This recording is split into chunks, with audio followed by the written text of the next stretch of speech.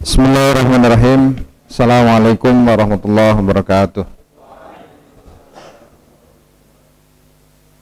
Fadilatu al-Ustadz ya, Rohul Akbar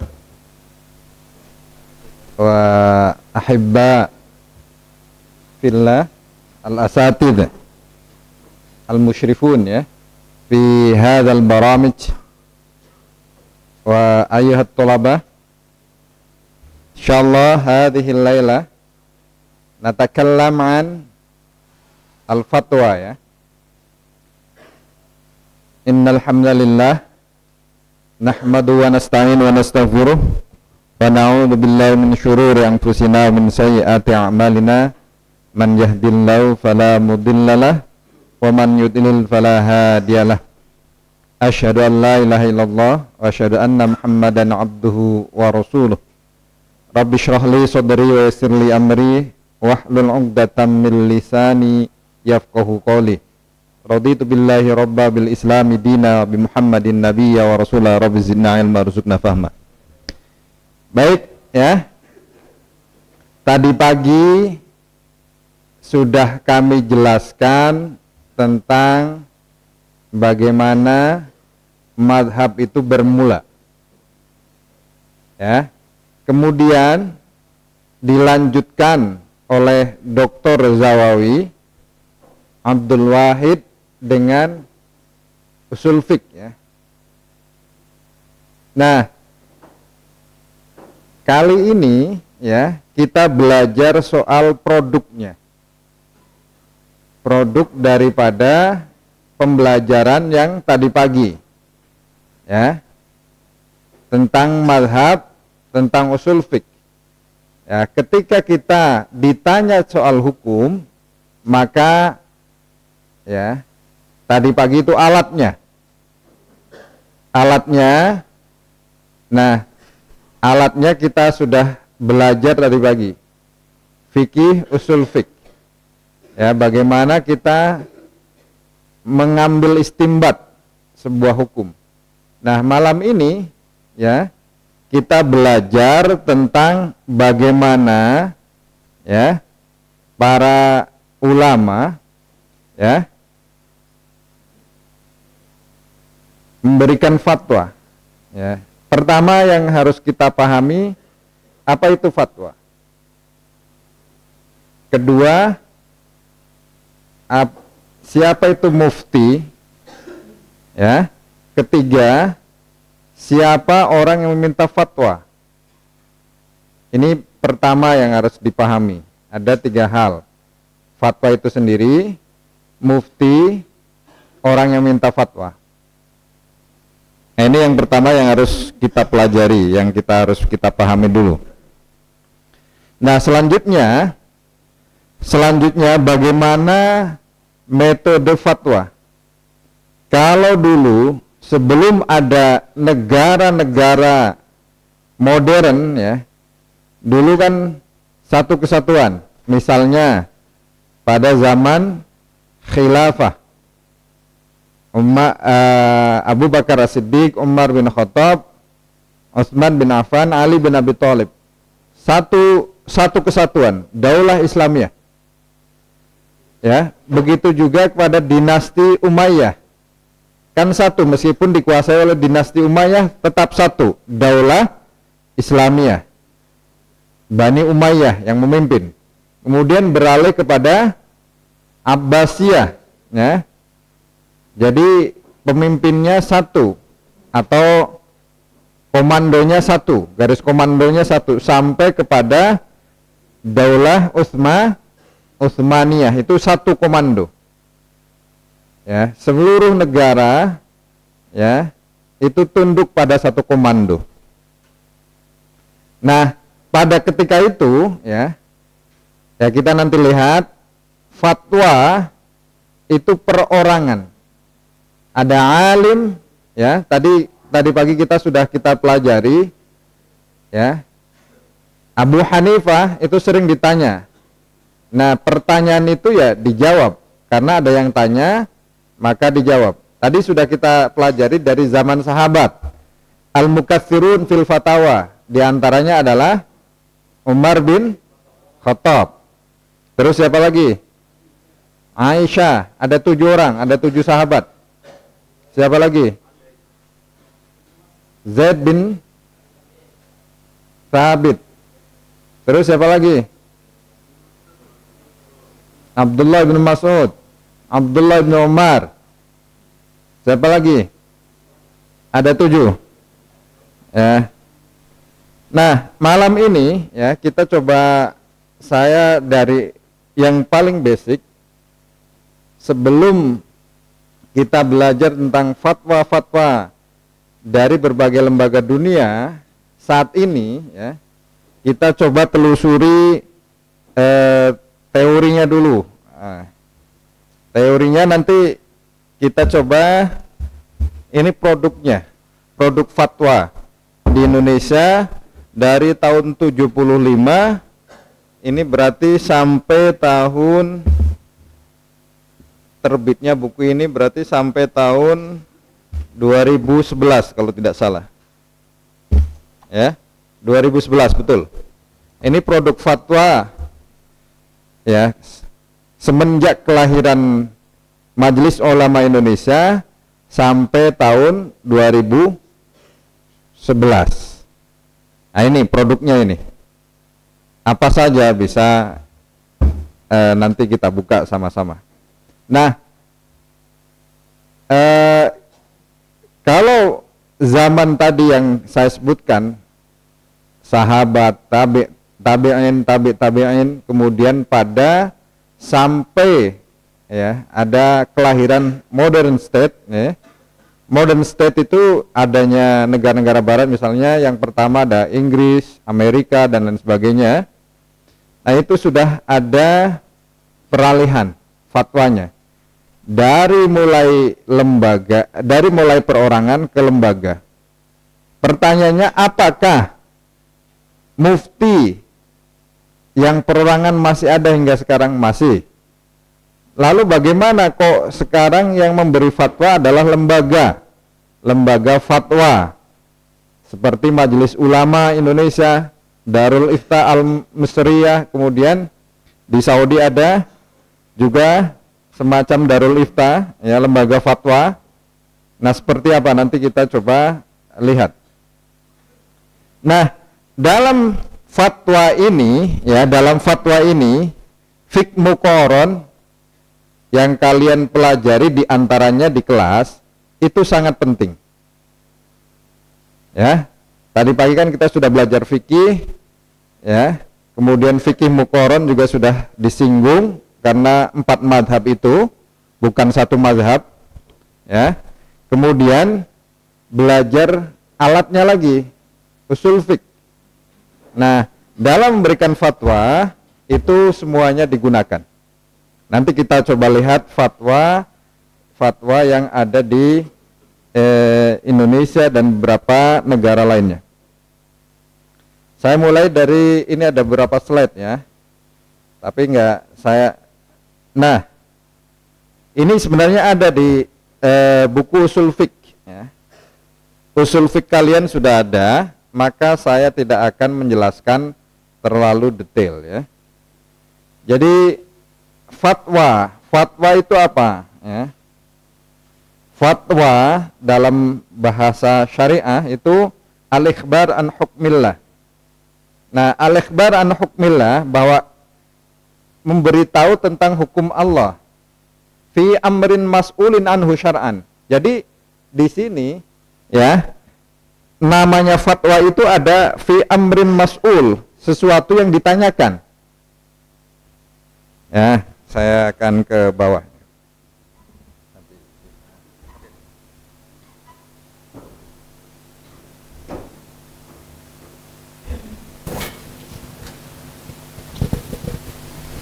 Ya, pada Khalifah Harun Ar-Rasyid ya, saya langsung, kalau zaman sahabat kita sudah singgung tadi pagi ya, al-mukatsirun, al-mutawasitun, al-mukillun ya.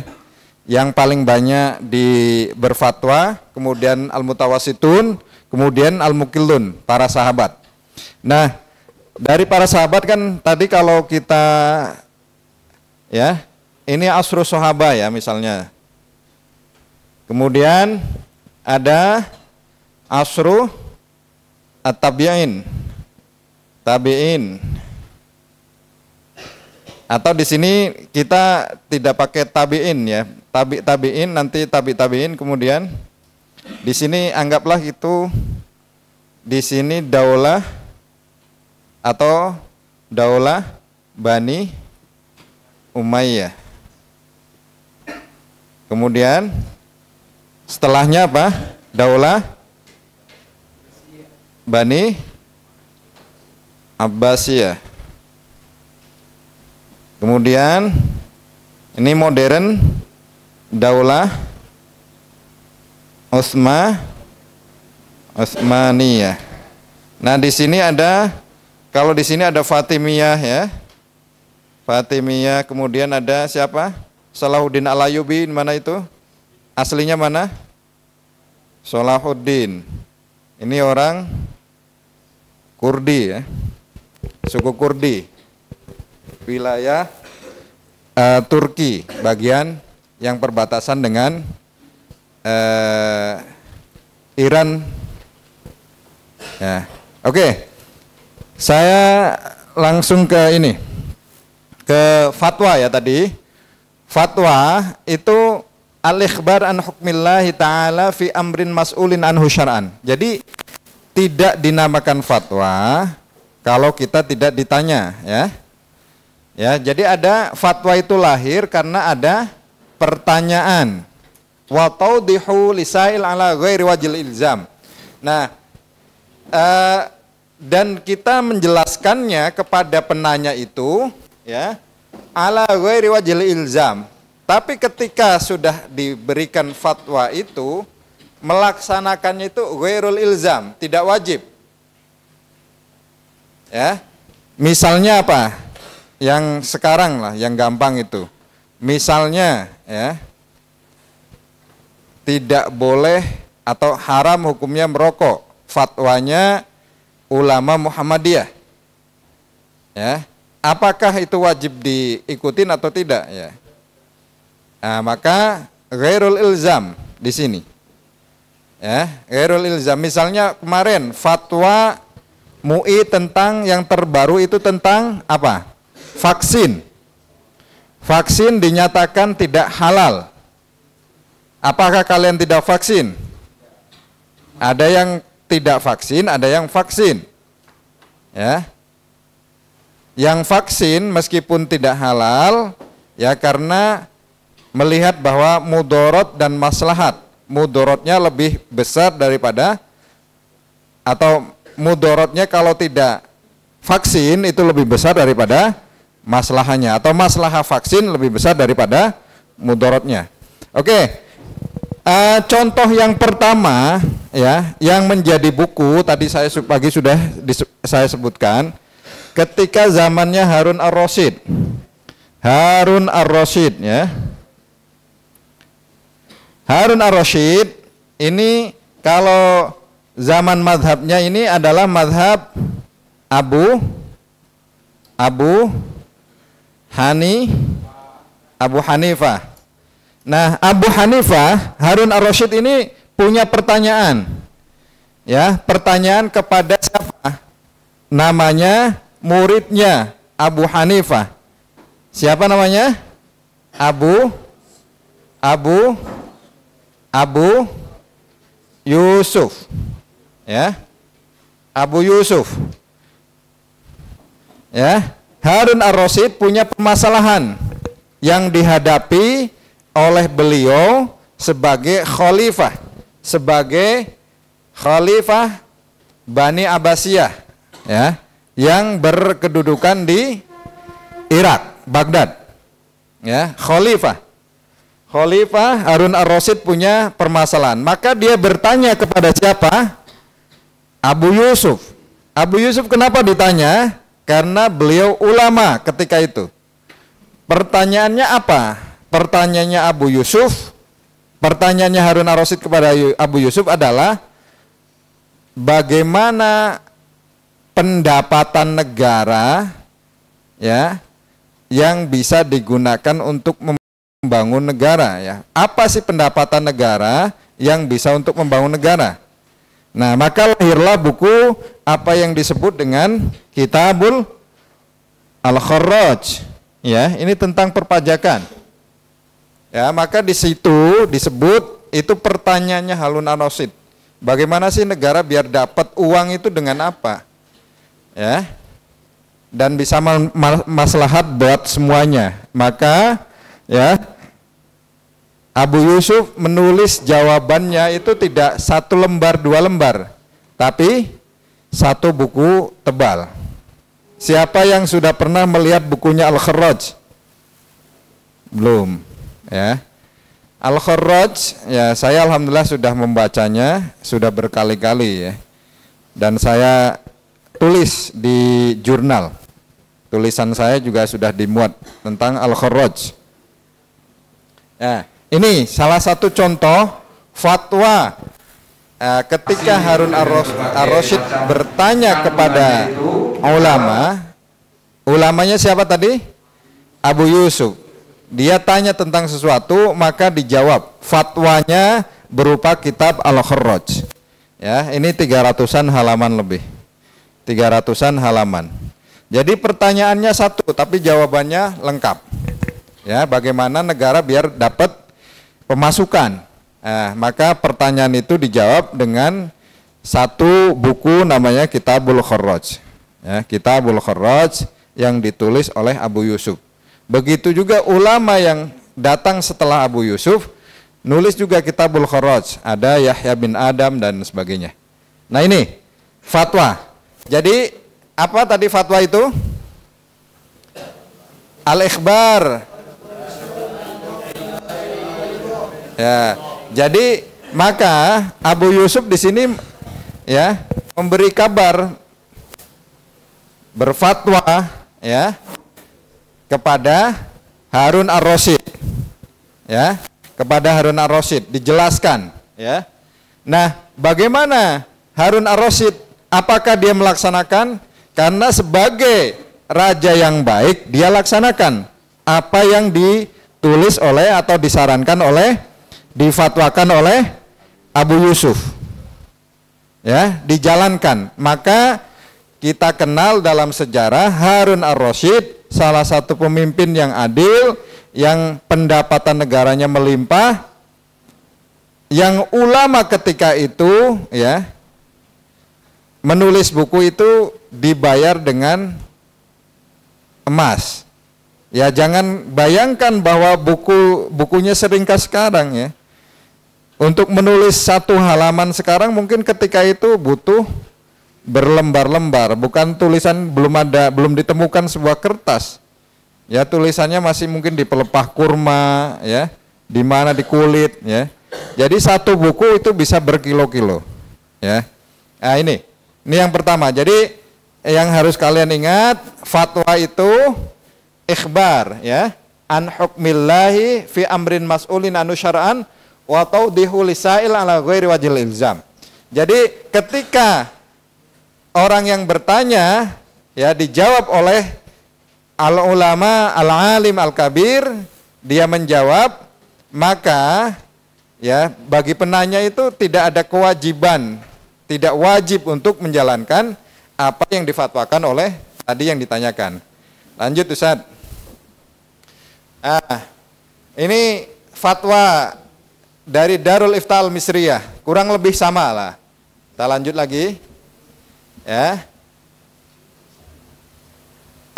Ini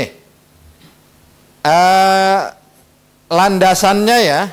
Landasannya kalau tidak salah ada sekitar 10-an ayat di dalam Al-Quran yang diawali biasanya yastaftunaka ya, wa yastaftunaka fin nisa. Mereka bertanya tentang wanita. Qulillahu yuftikum fihinna wa ma yusla 'alaikum fil kitabi fi yataman nisa. Ini yang pertama, ayat yang pertama. Yang kedua, yastaftunaka qulillahu yuftikum fil kalalah. Nah, ini ada 2. Lanjut San. Ini yang ketiga ya ayyuhal malau aftuni ya. Kemudian Yusuf ayyuhas siddiq aftina, ya. Dial amrul ladzi fi tastaftiyan, ya. Ini apa katanya apa ini? Di sini wa yaquluna wala tastafti, ya, di sini ya. Kemudian yang ketujuh ini apa? Aftuni, ya. Yang kedelapan fastaftihim, yang kesembilan fastaftihim ali rabbika albanat walahumul banun, ya. Lanjut, yang selanjutnya ada 10. Wa ala hadza fal fatwa fil Qur'an ta'ni al bayanan hukmi ghairin ma'lumin fi nazilatin yahtaju fiha li ra'yin. Ya, jadi ada ayat, ya, yang turun karena ditanyakan. Maka ada asbabun nuzul. Asbabun nuzul. Jadi sebab turunnya sebuah ayat itu karena ada pertanyaan kepada Nabi. Misalnya tentang pernikahan, ya, anak angkat seperti apa, itu kemudian turun sebuah ayat. Begitu juga banyak tentang waris juga ada dan lain sebagainya. Nah, apa bedanya bainal hukmi wal fatawa, ya? Apa sih bedanya antara hukum dengan fatwa? Ya, kita lihat. Fal hukmu asy-syar'i wa khitabullah ta'ala al-muta'alliq bi af'alil mukallafin. Jadi, kalau hukum Allah itu, ya, al-hukmu asy-syar'i, hukum syariat itu, ya, khitabullah ta'ala al-muta'alliq bi af'alil mukallafin. Jadi, ya itu sudah ketentuan dari Allah yang nanti diperuntukkan kepada mukallaf. Nanti kita lihat mukallaf itu siapa saja. Tolaban au iktidoan au takhayyuran, ya. Jadi ada yang sebuah permintaan, ada yang sebuah kebutuhan, ya. Ada yang bisa jadi sebagai pilihan, sebagai penentuan atau pilihan, ya, permintaan, ya, ataupun penentuan ataupun pilihan. Amal fatwa, ya, inzalul hukmi asyari ala wakil mustafti. Jadi kalau hukmullah kan sudah given, Allah menurunkan, misalnya tadi, ya, wa yas'alunaka 'anil khamri, ya, kemudian tadrijian sampai bahwa khamr itu betul-betul ismun kabir, ya. Kemudian fatwa, ya, fatwa itu ditanya, ya, si penanya ini tanya kepada mufti, dan si mufti, ya, yang memberi fatwa ini, dia akan berfatwa sesuai dengan kondisi lingkungannya, ya, kondisi lingkungannya. Maka banyak fatwa yang berbeda-beda fatwanya, ya. Misalnya fatwa tentang apa yang berbeda-beda? Hukum bunga bank, ya. Bunga bank. Ini fatwanya ada yang berbeda-beda di awal, tapi currently, ya, halian itu sudah mulai sama bahwa bunga bank sepakat bahwa itu haram. Tadi awalnya berbeda-beda. Ada yang menyatakan boleh karena itu bagian dari menutup inflasi. Inflasi itu apa? Kenaikan harga yang terus-menerus. Kalian punya uang 100.000, ya. 100.000 sekarang mungkin dapat 10, ya, atau 100.000 mungkin dapat 50 Indomie lah. Tapi kalau kenaikan Indomie terus-menerus 100.000, bisa nggak dapat 100? Tidak dapat 100, berarti ada inflasi. Nilai uang kalian itu turun karena kenaikan harga barang yang terus-menerus. Ya, 1 juta sekarang masih dapat 1 gram emas. Apakah 5 tahun lagi masih dapat dengan 1 juta 1 gram emas? Bisa jadi tidak, karena emas itu akan selalu naik. Nah, itu namanya inflasi, kenaikan. Jadi barang-barang itu naik terus, sementara uang kalian yang kalian pegang itu nilainya tidak sampai. Artinya sekarang 1 juta bisa dapat 1 gram emas, tapi di masa yang akan datang 1 juta hanya bisa jadi setengah gram emas. Itu namanya inflasi. Oke. Al-mufti. Mufti itu orang yang beri fatwa, ya. Mufti itu orang yang beri fatwa. Nah, siapa saja mufti itu? Apa syaratnya? Ya, tentu ada syarat-syarat, ya. Nanti kita bahas lebih lanjut, ya. Kemudian al-farqu bainal mufti wal faqih wal mujtahid. Ini penting, saya kira saya singgung sedikit. Mufti itu apa? Al-mufti yadrusul waqi thumma yaltafit ilal fiqhi liyakhud minhu hukmullah. Hukmallah, ya. Jadi mufti itu, ya, mufti itu dia mempelajari situasi dan kondisi. Ya, kemudian dia menengok kepada atau merujuk kepada fikih untuk mengambil hukum yang ditanyakan. Ya, misalnya tadi, ya, vaksin. Ya, vaksin kan ulama sepakat mengatakan karena zat yang dipakai adalah ada kandungan yang haram, maka itu tidak boleh dihalalkan, ya. Itu dinyatakan dalam fatwa itu, ya. Fi misli hadhil waqi'ah bima yuhaqqiqu maqasidus syariah. Ini mufti, ya. Kemudian mujtahid. Wa huwa man hafidha wa fahima aktsarul fiqh wa usulihi wa dillatihi fi masailihi. Ya, yang paham. Mujtahid itu yang hafidha wa fahima aktsarul fiqh wa usulihi wa dillatihi fi masailihi. Idza kanat ahliyatu tammah yumkinu ma'rifatu ahkami syar'i fiha bidalil wa sairul waqa'i idsya'a, ya. Jadi mujtahid, ya, dia tentu berbeda dengan mufti, ya. Dia paham dengan banyak, ya, aktsarul fiqh wa usuli wa dilatihi, ya. Adillah berarti Al-Qur'an dan Sunnah, ya. Biyumkinu ma'rifatu ahkam syar'i fiha bidalil wa saril waqa'i. Bisa jadi melihat kepada situasi kondisi. Tapi kalau mufti itu harus melihat situasi kondisi. Kalau mujtahid, ya, dia berangkat dari dalil-dalil yang syar'i, dari apa? Yang disepakati. Ad-dalil al-muttafaq berarti ada Al-Quran as-sunnah, al-ijma' al-qiyas, kemudian baru dalil-dalil yang muttafaq ada syadud darai, qauli sahabi dan lain sebagainya. Nah, kemudian al-faqih. Faqih, seorang faqih itu yastambit ahkam Allah min adillah tafsiliyatil kalahkam tuhaqqiq maqasid syariah. Kalau faqih dia itu istimbat saja min ahkamillah. Oke. Sekarang coba kita lihat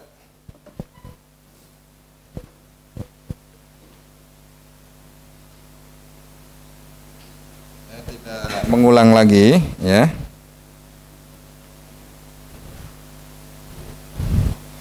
Sebelum ke penetapan fatwa, ya, kita lihat ada berapa hal yang ingin saya sampaikan, ya, Nah, tadi sudah, ya, fatwa, mufti, al-mustafti. Al-mustafti itu siapa? Orang yang bertanya. Mufti yang ditanya. Fatwa itu produk atau jawaban yang diberikan oleh mufti itu fatwa. Oke. Nah, di sini, ya, mabhas al-awwal manaijul ifta. Ya, sekarang ke metode cara berfatwa, ya.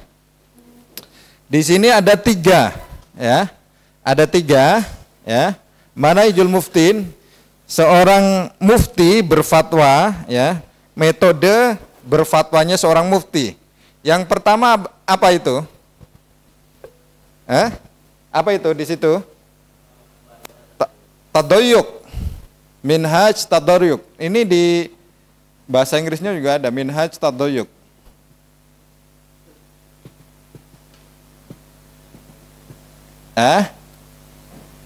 Bagaimana minhajnya?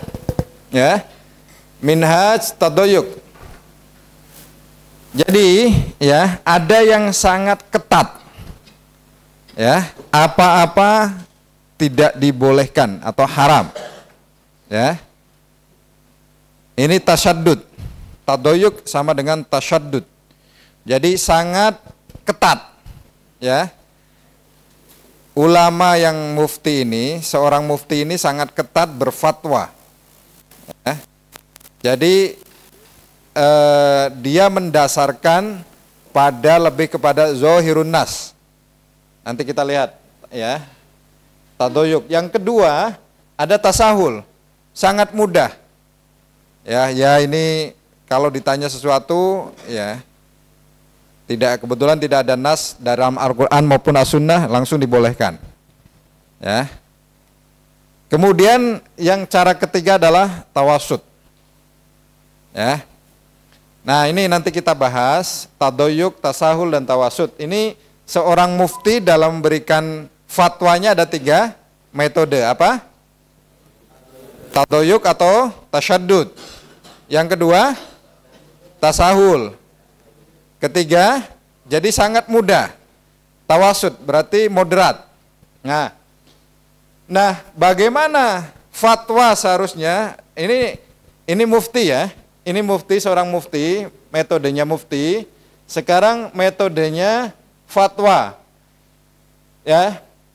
Ada berapa hal sebelum fatwa itu dikeluarkan? Ada at-takyif ya.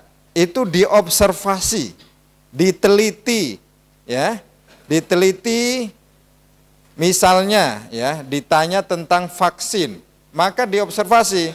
Di situ tidak hanya ulama yang ngerti tentang hukum agama, tapi di situ dilibatkan ahli kimia, ya, ahli-ahli yang mengerti, ya, pergerakan daripada virus yang disuntikan dalam vaksin itu, ya.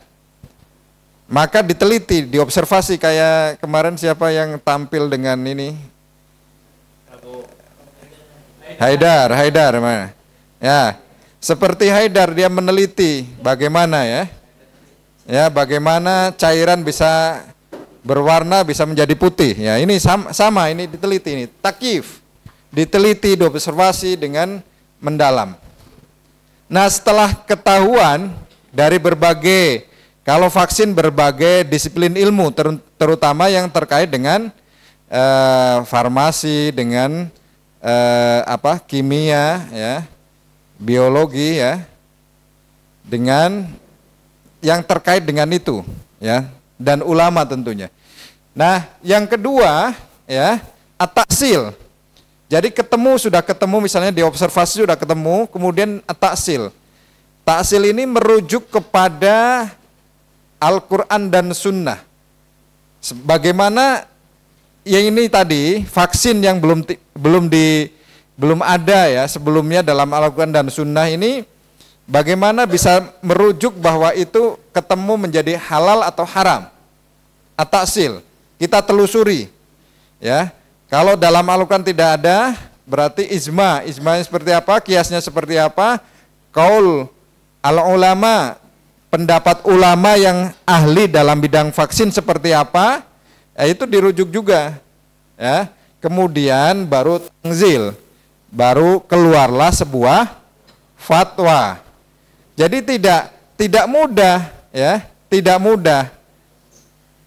Tidak ujuk-ujuk bahwa fatwa itu dikatakan dimunculkan haram, halal dan lain sebagainya, itu tidak mudah. Mubah, makruh dan lain sebagainya. Itu ada yang pertama gimana caranya? Takyif, ya. Observasi, penelitian, ya, ketemu akar masalahnya. Ketemu baru at-taksil. Ya, ini ditelusuri. Misalnya vaksin itu mengandung apa saja? Ingredientnya apa saja itu? Terdiri dari apa saja itu? Vaksin itu ada air, ada kandungannya ada air, ada apa lagi? Virus, ada apa? Itu diteliti. Nanti kemudian dicari ya, dicari pendapat ulama ya yang sangat kompeten dalam bidang vaksin. Nah, kemudian barulah setelah itu ketemu at-tanzil. Ya. Dikeluarkan fatwanya apakah vaksin itu dengan berbagai macam kandungannya itu halal ataupun haram ya. Nah, ada celah dalam fatwa ya, al-khalal fi manahijil fatwa fi salah satu matalib. Ini yang harus kita hindari ya. Dalam fatwa bisa jadi ada tidak sempurna. Ketidaksempurnaan itu kenapa? Yang pertama at-ta'ajjul, tergesa-gesa. Ketidaksempurnaan fatwa biasanya pertama adalah karena ta'ajjul. Yang kedua, adamul istiqlaliyah, tidak merdeka. Nanti kita lihat fatwa yang produk fatwa di mana yang tidak ada kebebasan para ulama untuk berfatwa. Kemudian ikhfalul ahwal wal a'raf.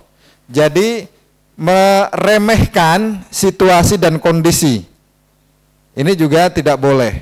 Jadi ketidaksempurnaan sebuah fatwa itu terjadi karena 3 hal. Yang pertama ta'ajul, ya, ketergesa-gesaan. Yang kedua apa? Adamul istiqlal.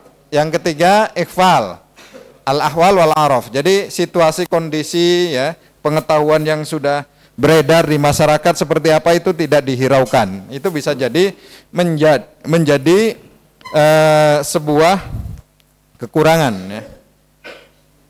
Oke. Sekarang kita beralih ke fatwa. Tadi sudah, al-mufti sudah, al-mustafti sudah. Nah, fatwa itu ya, kalau dalam konteks modern kan sekarang banyak masalah ya. Misalnya bayi tabung. Bayi tabung itu seperti apa? Kalau spermanya dari bukan yang mengandung itu bukan dari orang lain itu seperti apa? Kalau dari suaminya seperti apa? Ya, ini bayi tabung dan lain sebagainya. Ini qadhiyah mu'asyirah. Jadi ada beberapa permasalahan modern yang memang belum muncul sebelumnya. Nah, saya akan lihatkan dulu.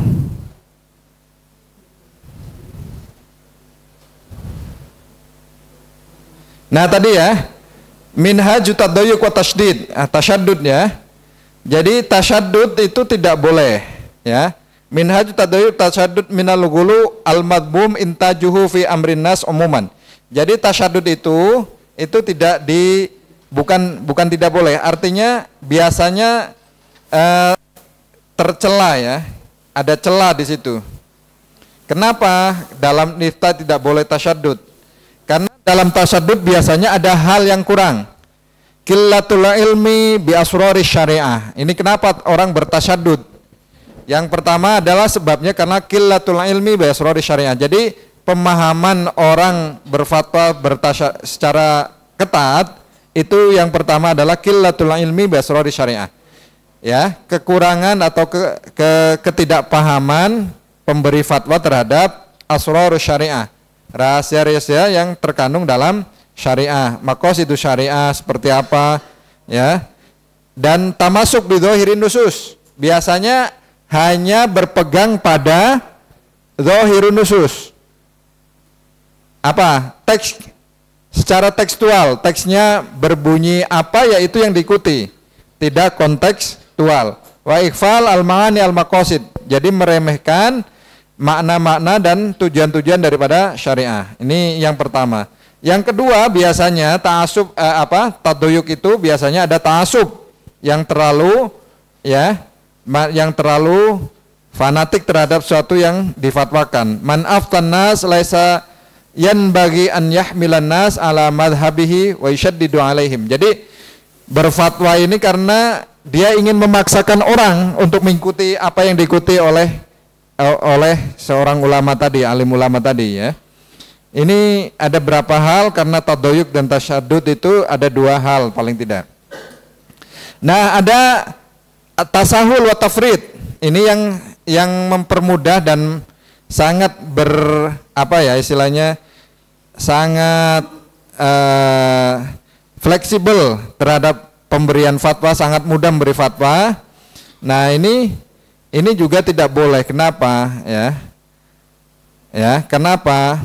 Karena taisir ya, mempermudah itu oke, ya. Yassiru wal tu'assiru, tapi yassir yusrunnya itu, kemudahan itu harus berdasarkan. Jangan yassiru wal tu'assiru, kita selalu memberi kemudahan padahal ada hal-hal lain yang bertentangan dengan kemudahan yang kita berikan. Maka tidak boleh juga tasahul, ya. Misalnya dalam fatwa kedokteran misalnya, ada toleransi misalnya alkohol yang bisa digunakan kadarnya berapa. Jadi fatwa tentang pemakaian alkohol juga tidak sembarangan. Yang kadarnya berapa yang boleh digunakan untuk alat-alat kedokteran, ya. Kemudian ada tadi yang terakhir adalah mutawasit, ini yang kita harapkan, ya. Karena apa? Karena dengan mutawasit ini harapannya adalah orang akan tidak menggampangkan dan tidak ketat dan tidak terlalu menggampangkan memberi fatwa yang memberikan orang semacam angin segar yang memberi kemudahan. Memang ada yassiru wala tu'assiru, tapi ini akan berdampak kepada pemberian fatwa yang terlalu longgar.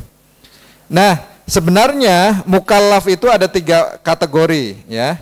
Mukallaf biahkami la yakhlu min ahadi umurin talata ahaduha, ya. An yakuna mustahidan fiha.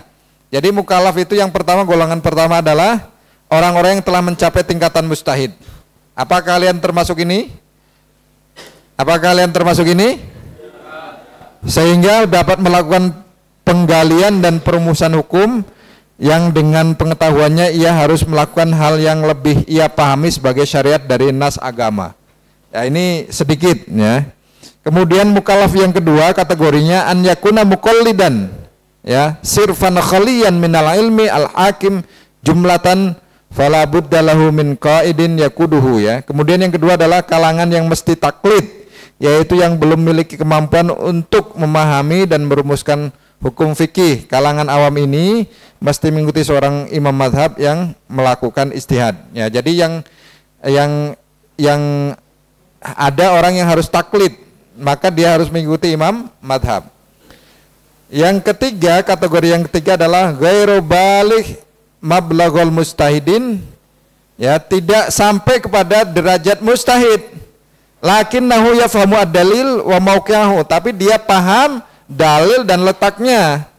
Wa yasluhu fahmuhu litarjih bil murajjahat, dan dia mampu untuk melakukan, ya, semacam studi banding, memutuskan mana yang lebih rojih, mana yang tidak. Nah, ini harapannya kalian ini di posisi paling tidak di posisi ketiga ini.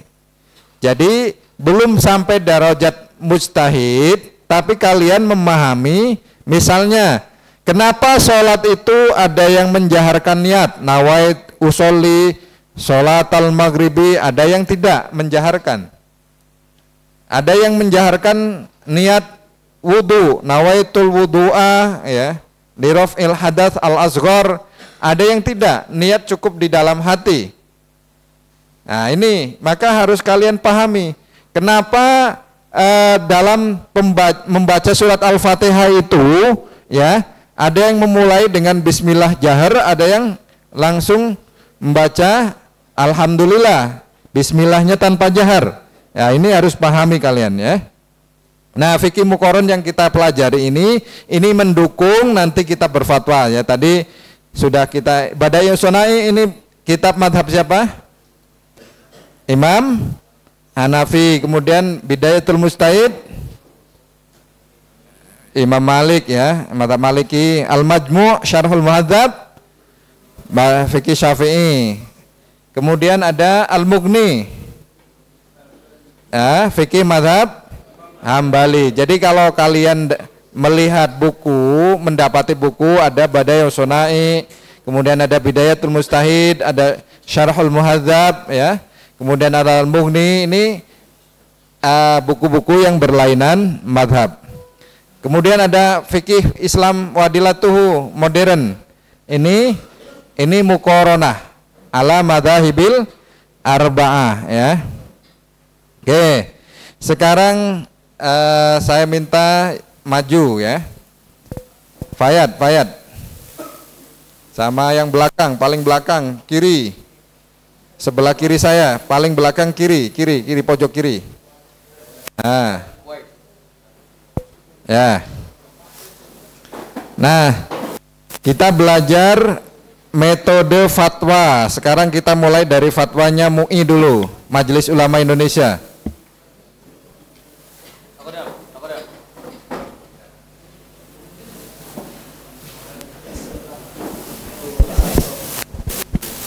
Takaran. Ya. Mas Aburo. Fayad.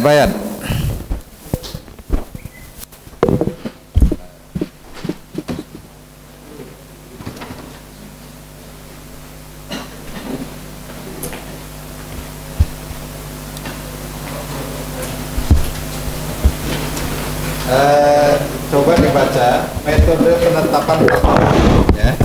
Nanti ayat itu baca metode fatwa, kemudian siapa?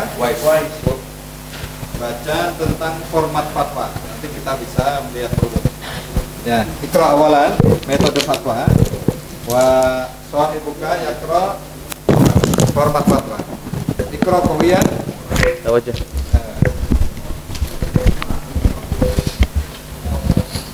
Metode penetapan fatwa.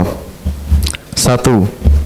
Sebelum fatwa ditetapkan, hendaklah ditinjau lebih dahulu pendapat para imam mazhab dan ulama yang muktabar tentang masalah yang akan difatwakan. Secara saksama berikut dalil-dalilnya. Kedua, masalah yang telah jelas hukumnya hendaklah disampaikan sebagaimana adanya. 3. Dalam masalah yang terjadi khilafiyah di kalangan mazhab, maka A. Penempatan fatwa didasarkan pada hasil usaha penemuan titik temu di antara pendapat-pendapat ulama mazhab melalui metode al-jam'u wa al-taufiq. Dan B. Jika usaha penemuan titik temu tidak berhasil dilakukan, penetapan fatwa didasarkan pada hasil tarjih melalui metode muqaranah dengan menggunakan kaidah-kaidah usul fiqh muqaran. Keempat, dalam masalah yang tidak ditemukan pendapat hukumnya di kalangan mazhab, penetapan fatwa didasarkan pada hasil ijtihad jama'i atau kolektif melalui metode bayani, ta'lili, qiyasi, istihsani, ilhaqi, istislahi, dan sad az-zari'ah. Kelima, penempatan fatwa harus senantiasa memperhatikan kemaslahatan umum, masalih ammah, dan maqasid al-syariah.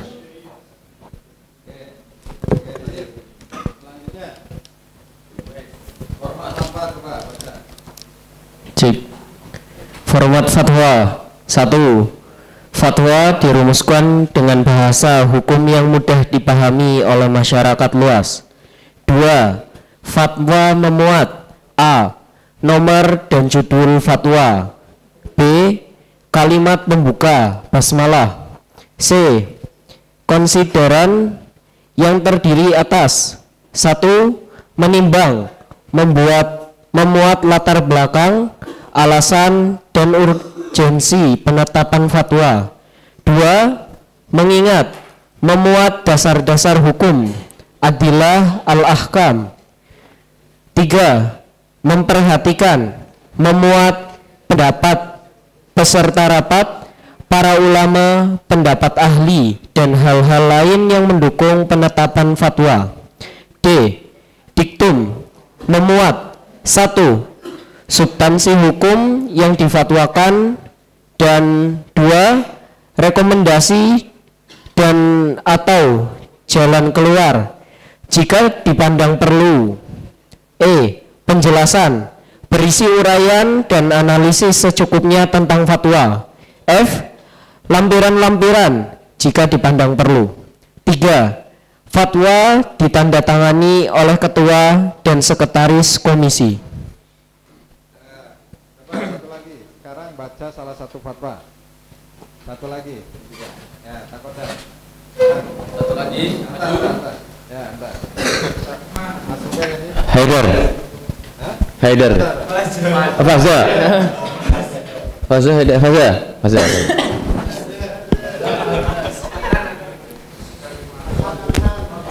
Baca salah satu fatwa. Coba dibuka.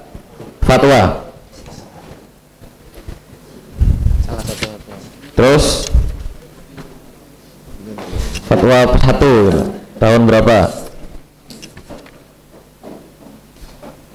Satu. Ya, baca. Fatwa apa? Tentang apa itu? Sudah? Tentang apa? Belum ketemu. Satu. Di dalam itu masih duluan. Masuk lagi. Satu. Terus coba. Nah, ini. Ya ini kayak gini. Bismillah dulu biasanya awalnya tuh. Nah, Fatwa tentang apa? penyaluran harta zakat dalam bentuk aset kelolaan. Penyaluran harta zakat dalam bentuk aset kelolaan. Dalam bentuk aset kelolaan. Bismillahirrahmanirrahim. Fatwa Majelis Ulama Indonesia nomor 15 tahun 2011 tentang penyaluran harta zakat dalam bentuk aset kelolaan. Komisi Fatwa Majelis Ulama Indonesia MUI telah menimbang A. Bahwa perkembangan masyarakat telah mendorong munculnya perkembangan tata kelola dana zakat oleh amil zakat. B. Bahwa dalam penyaluran zakat ada upaya perluasan manfaat harta zakat agar lebih dirasakan kemanfaatannya bagi banyak mustahik dan dalam jangka waktu yang lama, yang salah satunya dalam bentuk aset kelolaan. C. Bahwa terkait pada huruf B di atas, di tengah masyarakat muncul pertanyaan mengenai hukum penyaluran harta zakat dalam bentuk aset kelolaan. D. Bahwa oleh karena itu dipandang perlu menetapkan fatwa tentang penyaluran harta zakat dalam bentuk aset kelolaan guna dijadikan pedoman. Mengingat 1.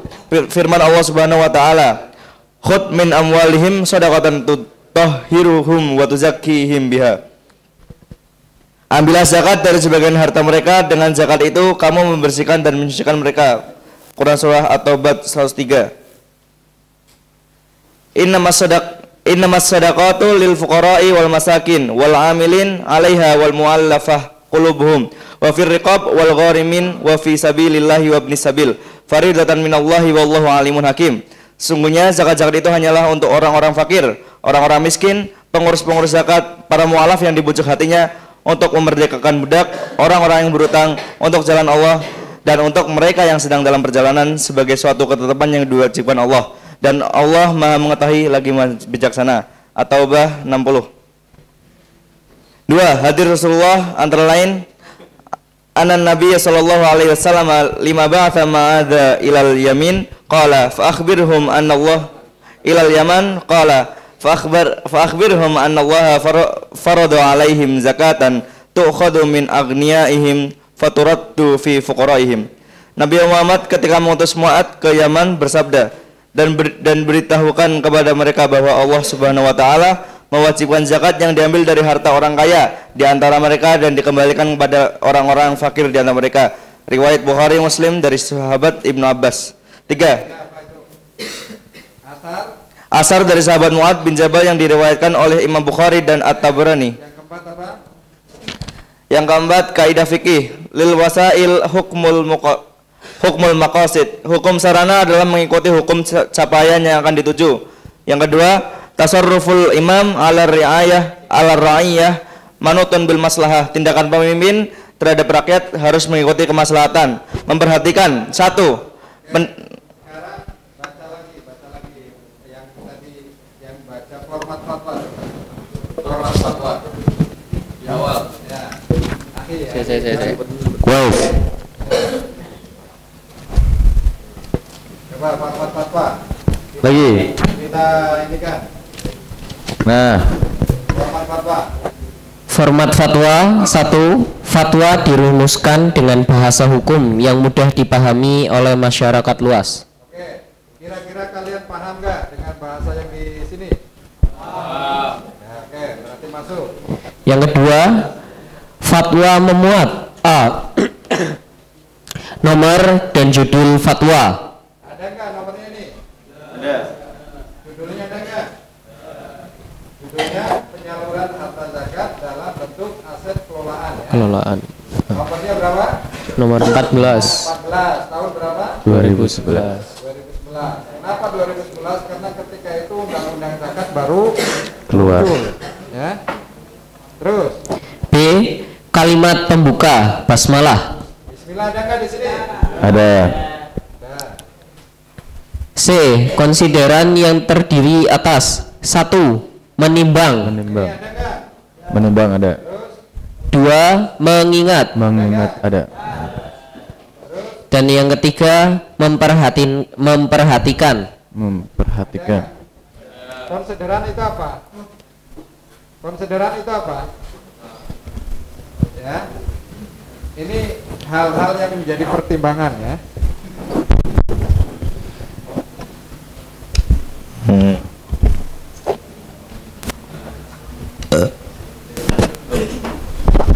Ya, hal-hal yang menjadi pertimbangan itu ada pertama apa itu konsiderannya mengimbang, Mengingat. kemudian Memperhatikan. perhatikan ada semuanya ya. Terus selanjutnya D. Diktum. Memuat 1. Substansi hukum yang difatwakan. substansinya apa di sini? Fatwa tentang penyaluran harta zakat dalam bentuk aset kelolaan. Ya. Next. Yang kedua, rekomendasi atau jalan keluar jika dipandang perlu. Pertama ketentuan umum dalam fatwa ini yang dimaksud dengan aset. Ini kan rekomendasi nanti. Ketentuan hukumnya apa ini? Hukum penyaluran zakat dalam bentuk aset kelolaan adalah boleh dengan ketentuan sebagai berikut. Ya ini ya. Produk hukumnya di mana? Boleh. Boleh. Ya? Dengan ketentuannya apa? Tidak ada kebutuhan mendesak bagi para mustahik. Manfaat dari aset kelolaan hanya diperuntukkan bagi para mustahik zakat. Bagi selain mustahik zakat dibolehkan manfaatkan aset kelolaan yang diperuntukkan bagi para mustahik zakat dengan melakukan pembayaran. Ya, itu contohnya ya. Ya, silakan duduk. Terima kasih. Nah, ini ya, ini fatwa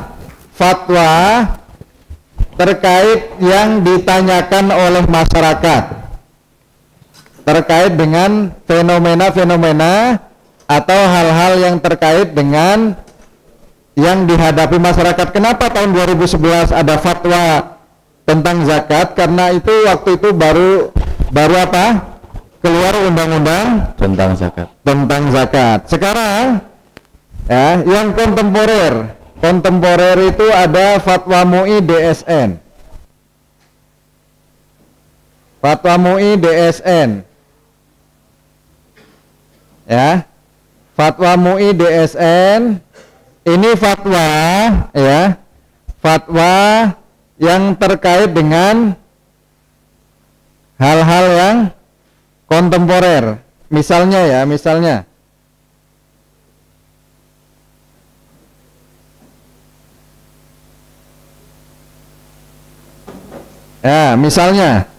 tentang kafalah. Kira-kira formatnya masih sama nggak tadi? Sesuai dengan tadi? Diawali ada pembukaan, ada bismillahnya. Ada nggak? Ada konsiderannya. Ada nggak ini? Menimbang, mengingat. Ya. Nomornya ada nggak? Ada. Ya, nomornya ada ini tahun 2000. Ya. Nomor 11 DSN tahun 2000. Ya. Kemudian ya, ada lagi apa tadi? Substansi ya, menetapkan fatwa tentang kafalah. Pertama ketentuan umum kafalah. Jadi biar paham masyarakat itu kafalah itu seperti apa. Nah, kedua ya, seperti apa hasilnya ya. rukun dan syarat kafalah. Ya, kemudian ada ketentuan hukumnya. Ya, di sini ketentuan hukumnya di rukun dan lain sebagainya. Ya, ini sama, masih sama. Ya, ini produk daripada tadi yang kalian pelajari pagi, ya. Ada fikih muqarron, kemudian ada fikih usul fiqh. Di mana usul fiqhnya itu?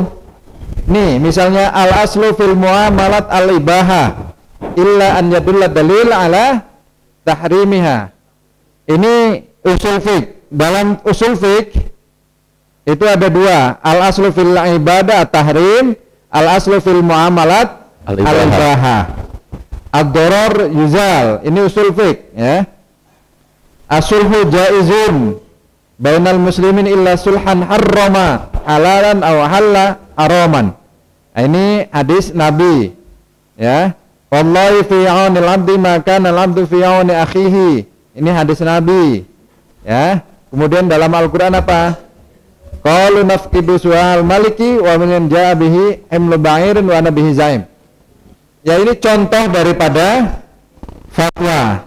Baik, saya akan perlihatkan ke kalian apa sih tadi saya katakan kenapa ada semacam kekurangan dalam fatwa kalau itu dibuat tergesa-gesa.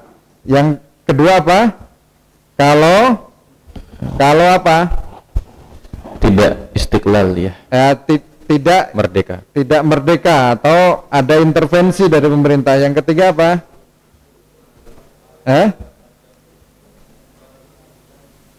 Ketiga apa?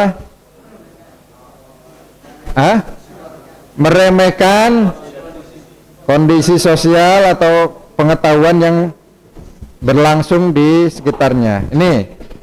Nih, lihatkan ya, saya lihatkan. Di mana negara yang tidak independen dalam fatwanya. Ya, ini saya sudah siapkan. Nih, saya tanyakan ini. Bagaimana perbedaan posisi lembaga dan produk fatwa di Malaysia, Brunei dan Mesir? Ya, sebelum kita bicara di Indonesia, ya. Tadi di Indonesia kan sudah dicontohkan. Apa saja faktor yang mempengaruhi perbedaan posisi lembaga dan produk fatwa di negara-negara muslim? Bagaimana pengaruh campur tangan sultan dalam mengambil keputusan fatwa di Brunei? Ya, jadi di mana fatwa yang tidak independen di mana? Brunei, Malaysia, Brunei, negara-negara yang kerajaan biasanya kurang independen. Ya. Di Indonesia juga bisa jadi, ya, kurang independen kalau ada intervensi pemerintah. Pada tahun-tahun awal MUI berdiri, Majelis Ulama berdiri, ya, ada yang mau berdebat, coba di depan. Kalau biar saya yang tidak ini, saya mendengarkan. Ya, di Malaysia misalnya, ya, mufti adalah badan yang berkuasa setelah sultan dalam urusan agama. Jadi di Malaysia kan kerajaan, ya. Setiap kerajaan, ya, kerajaan itu kan dari berbagai kerajaan. Ada 9 kerajaan yang ada sultannya. Dan dari 9 kerajaan di Malaysia ini, setiap negara bagian itu ada mufti. Ya, Johor misalnya ada muftinya. Selangor misalnya ada muftinya. Negeri 9 misalnya ada muftinya. Karena mufti adalah badan yang berkuasa setelah sultan dalam urusan agama. Ya, muftinya di sana yang menonjol 1 orang, tapi mereka sudah lembaga. Mufti Malaysia memiliki pendapat yang lebih independen, walaupun keputusannya dianggap sah jika mendapat persetujuan Duli Yang Maha Mulia Sultan. Jadi tetap, mufti di Malaysia ini independen. Tapi persetujuannya tetap harus apa? Harus melalui sultan. Sultan yang di Pertuan Agung. Yang di Pertuan Agung berarti raja yang menjadi raja seluruh Malaysia. Kan Malaysia ini ada 9 kerajaan. Ya, ada 14 negara bagian, tapi yang ada kerajaannya adalah 9. Nah, dari 9 itu digilir. Yang di Pertuan Agung itu hanya 1 yang berkuasa untuk seluruh kerajaan-kerajaan di Malaysia. Nah, mufti, ya, mufti Jumhuriyah, mufti negara Malaysia itu fatwanya akan keluar jika sudah disetujui oleh yang di Pertuan Agung. Ya, kalau belum keluar, maka fatwa itu, ya, fatwa itu tidak, artinya tidak mengikat. Tapi kalau sudah disahkan oleh yang di Pertuan Agung, maka itu akan lebih nendang lah, bahasa kalian itu lebih nendang. Brunei Darussalam bagaimana? Brunei Darussalam lembaga fatwa termasuk dalam sistem pemerintahan, ya, sehingga mufti di Brunei nampaknya kurang independen karena ada campur tangan sultan dalam mengambil keputusan. Namun hasil produk fatwa di Brunei sangat mengikat. Kalau di tempat lain tidak mengikat, ya, ada yang kurang mengikat, ada yang mengikat. Nah, di Brunei sangat mengikat. Mesir bagaimana? Ya, Mesir lembaga fatwanya dipisahkan dari sistem hukum atau pemerintahan, namun merupakan salah satu pilar utama lembaga Islam bersama Al-Azhar Asy-Syarif, Universitas Al-Azhar, dan Kementerian Wakaf. Posisi fatwa di Mesir serupa dengan kondisi di Indonesia, bahwa produk fatwa mengikat saat menjadi hukum positif. Jadi fatwa itu bisa jadi hukum positif, bisa menjadi rujukan. Nah, ini contohnya, nih. Saya contohkan lagi.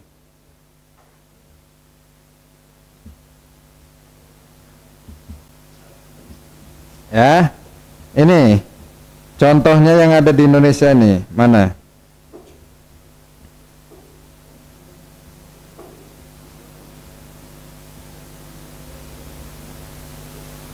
Nah, Majalatul Fatawa, Majalut Tafnin, ya. Fa inna fatawa Majlisul Ulama Indonesia yal maraji li tashkili al-qawanin al-muta'alliqah bil umur ad-diniyah. Jadi fatwa Majelis Ulama itu untuk mencari solusi, ya, yang berkenaan dengan hukum-hukum terkait dengan masalah agama, ya. Yang kedua, Majal Itsbatul Hukum fil Mahkamah, menjadi penetapan hukum di dalam mahkamah. Misalnya apa? Sidang Ahok yang menistakan agama, kan itu dimintakan fatwa dulu, ya. Para ulama, para aktivis itu minta kepada MUI, perkataan Ahok itu menista agama enggak? Maka Majelis Ulama Indonesia mengeluarkan fatwanya, Ahok dinyatakan menista agama dengan surat apa itu? Al-Maidah. Nah, itu maka itsbatul hukum fil mahkamah. Jadi fatwa MUI itu menjadi penguat Ahok itu di penjara, ya. Yang ketiga, Majalul Ijtima, ya. Fa inna fatwa Majelis Ulama Indonesia tu'addu min subul tauhidil ummah al-muslimah Indonesia likait tatakawan min iddatil qabail wal a'raf. Jadi tadi yang dibacakan fatwa tentang pengelolaan aset dari dana zakat itu menjadi wasilah untuk menyatukan umat, ya. Ini perbedaan-perbedaannya diantaranya, ya. Oke, selain itu kita lihat di Malaysia tadi sudah, ya. Ada 14, ya, 14 negara bagian seingat saya. Nah, ada yang di Pertuan Agung itu menjadi penentu. Oke, Brunei tadi sudah saya jelaskan. Malaysia sudah, Indonesia dengan Majelis Ulama Indonesia, Mesir dengan Darul Ifta tadi sudah itu hampir sama. Nah, Saudi bagaimana? Ya, Saudi dengan kita bagaimana, ya? Negara Saudi Arabia misalnya secara khusus memasukkan fatwa ke dalam pasal, ya. Fatwanya itu dimasukkan dalam pasal 45 Undang-Undang Dasar negara tersebut yang berbunyi, ya, sumber fatwa di kerajaan Arab Saudi adalah kitabullah dan sunnah rasulnya. Sistem ini menjelaskan struktur organisasi ilmuwan senior, pengkajian ilmiahnya, penfatwaannya dan karakteristiknya. Jadi fatwa di mana? Di Saudi Arabia itu masuk dalam undang-undang dasarnya. Nah, bagaimana dengan NU dan Muhammadiyah? Ya, kalau di NU itu ada bahsul masail. Ya, kalau di Muhammadiyah ada tarjih. Nah, tarjih itu ada bayani, irfani. Oh, enggak ini. Enggak nyambung. Ya, di NU itu ada bahsul masail ya. Bahsul masail ini juga menetapkan fatwa-fatwa yang dibahas oleh ulama-ulama NU. Kalau di Muhammadiyah ada tarjih ya, majelis tarjih. Majelis yang membahas tentang ijtihadnya Muhammadiyah. Banyak ijtihad-ijtihad yang dilakukan oleh majelis tarjih. Ya.